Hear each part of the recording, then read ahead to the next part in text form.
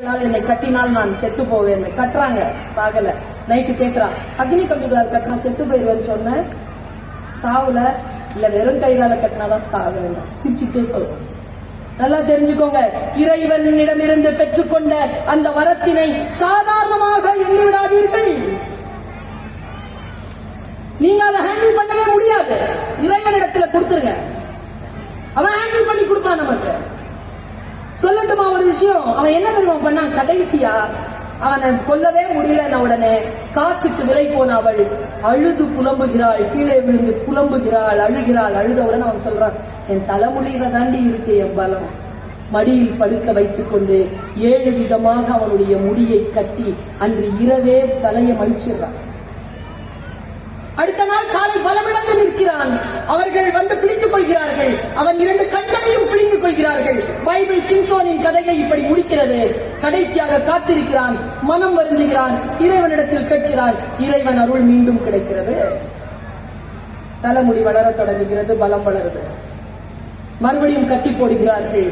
பெற்ற பலத்தினால் இழந்த கண்களை வைத்துக் கொண்டு அவமானங்களை சகிக்க முடியாமல் அந்த சிறைச்சாலை கதவுகள் எல்லாவற்றையும் அழித்துக் கொண்டு அவன் அந்த குற்றவாளிகளுடன் அப்படியே புதைந்து செத்து போனான் என்று சிம்சோனின் கதையை பைபிள் முடிக்கிறது.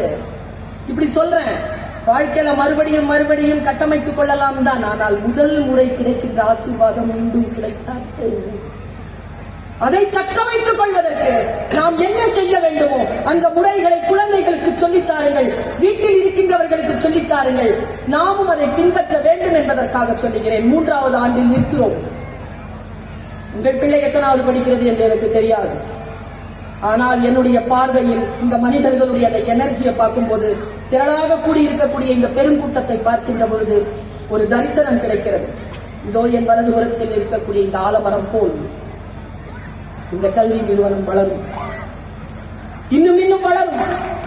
மிகப்பெரிய அளவிலே பறந்துபட்டு நின்று இந்த சமூகத்திற்கு அது மிகப்பெரிய நன்மைகளை கொடுத்து மிக சிறப்பான குடிமக்களை இங்கிருந்து பெயர்த்து நம்முடைய இந்திய நாட்டிற்கும் அடுத்த தேசங்களுக்கும் மிக சிறப்பான தகுதி வாய்ந்த பிள்ளைகளை அனுப்பக்கூடிய அந்த ஆற்றல் அவர்களுக்கு கிடைக்க வேண்டும் என்று சொல்லிக்கொண்டு உங்கள் அத்துணை பேருக்கும் இந்த 3வது ஆண்டு விழாவில் என்னுடைய மனமார்ந்த வாழ்த்துக்களையும் பாராட்டுகளையும் நன்றியையும் தெரிவித்துக் கொண்டு இடம் சார்கிறேன். வாழ்த்துக்கள், வணக்கம்.